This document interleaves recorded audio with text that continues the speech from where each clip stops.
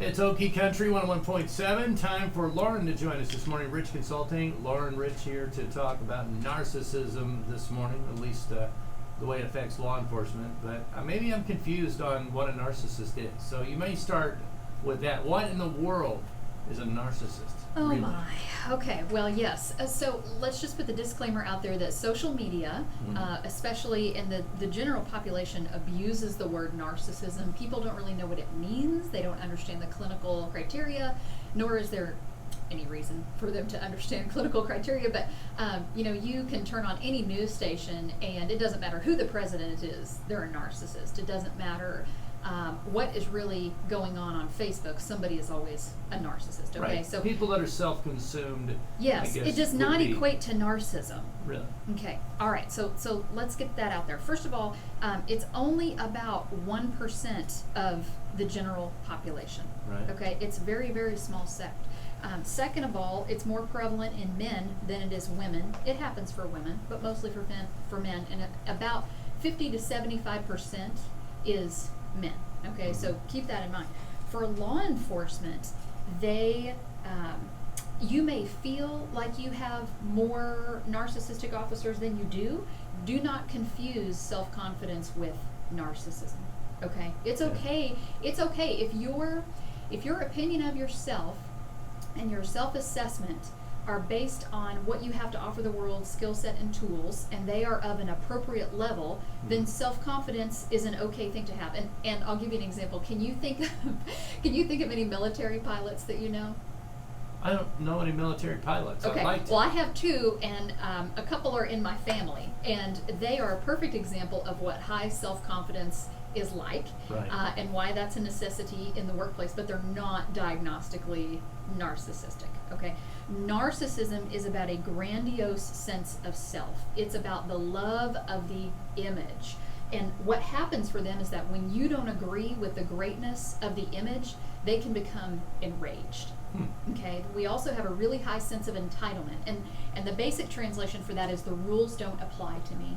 And so when you end up having a narcissist in law enforcement, what happens? Their whole job is to enforce rules and laws, right? Right. Yeah. Okay, but then we put somebody in there who says the rules don't apply to me. So what ends up happening? Not good things. Not good things. Right. That's exactly right. We have abuses of power.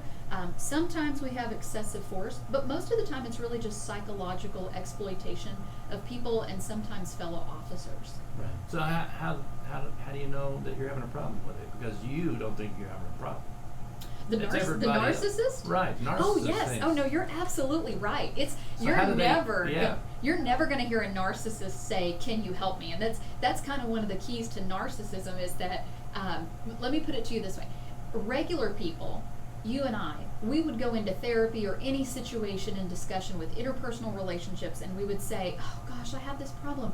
What is wrong with me?" But the narcissist comes in and they say, "What the heck is wrong with everybody else? Right. Why do they not get it? What is their problem?" So how do they ever get treatment if they never recognize that they're a narcissist? Well, one thing is that a lot of them have a comorbidity, which just means that we have something else going on in addition to the narcissism, and a lot of times that's depression, because they actually have a very fragile ego. The most hurtful thing that you could ever say to a narcissist is that they're average. Really? Yeah, that their performance is average. So, are there signs on social media of narcissism? Oh, yes. Oh, yes. Does a narcissist, for example, post differently than someone else? Well, they will vacillate between being the rescuer and the persecutor. Okay, they're never the victim. You are always less than or inferior than me.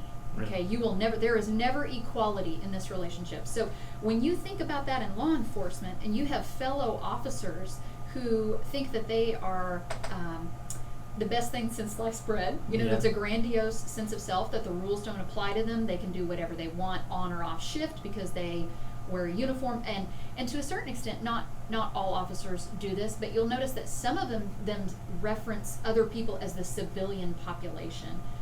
Law enforcement is still the civilian population, and when you hear people say that, that sometimes translates to the rules don't apply to me.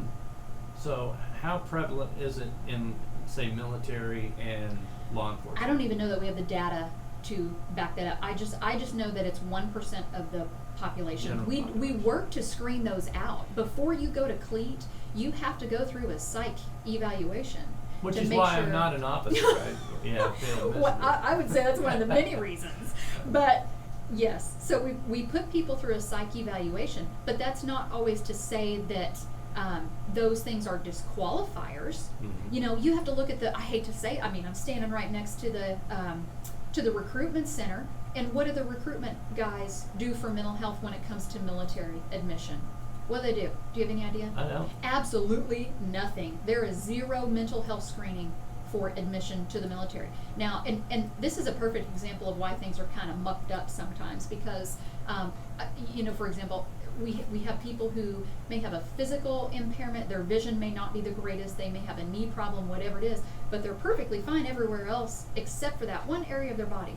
But you can have a narcissist or somebody who's really dangerous psychologically, and if they're perfect in every physical condition, they'll get into the military. They're in. When they shouldn't be. Right. Yes. So I personally really think that we need to change the DoD practice and screening for mental health. But law enforcement does go through that process, but it's sometimes used as a rule out or screen out, but it's not always the case because we're hurting for law enforcement officers. Right. And because our pay is so low, because our criteria is so low, we don't always get the cream of the crop, so to speak. And when narcissists want power, they will seek out roles where they have power, right? What's it like to live with a narcissist? Miserable. You're never good enough. You're always inferior. They're angry at you a lot of times. You can never please them. You're stupid or incompetent. Those kinds of And they things. let you know that. And they let you know that. Yes, there is absolutely no secret that you are not good enough.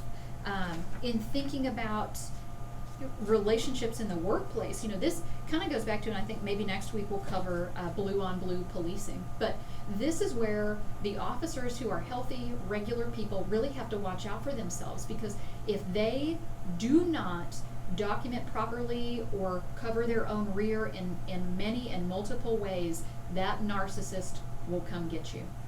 And so you have to be prepared mentally, emotionally, and logistically to deal with them. No, You know, that's what you do, though. You help people develop skill sets to deal with stuff a lot like that. of the time. A lot more. Yes, and I have people who come in and they'll report certain symptoms, and we'll discover that they're either in a relationship with somebody who has a personality problem, or maybe a parent had a personality problem, and that's really the cause for a lot of their distress, is because we will be better, healthier people when we have healthier boundaries. And so, in other words, the narcissist is not going to change. The hurtful words will not change. But when you change your reaction, that's when things start to change. And you'll feel the impact will decrease. You'll feel that you have more sanity in life, and you'll be able to better manage things, and you won't be caught up in the drama as much. Lauren Rich of Rich Consulting, our guest this morning, and you can always let folks know how they can find you, because she's a licensed therapist. This is what she does. She deals with stuff like this and so much more. You can tune in around 8:15 on Monday mornings and get great conversations like this. So next week we'll cover blue on blue policing, but YouTube, Facebook, all the usual 918-912-2266 for an appointment. it's that easy. Yeah, Lauren it is. Rich, join me. You have a great week, okay? You too. I'll see you next week. Try not to be a narcissist. Yeah. This week. You work on that, I'll work on that. Yeah, I don't think it's something you do over the course of a week. Oh, no. It's in Oh, your no. DNA, kind of, so to speak. Oh boy, did you hit the nail on the head. Yes, All it right, is. all right. Yeah.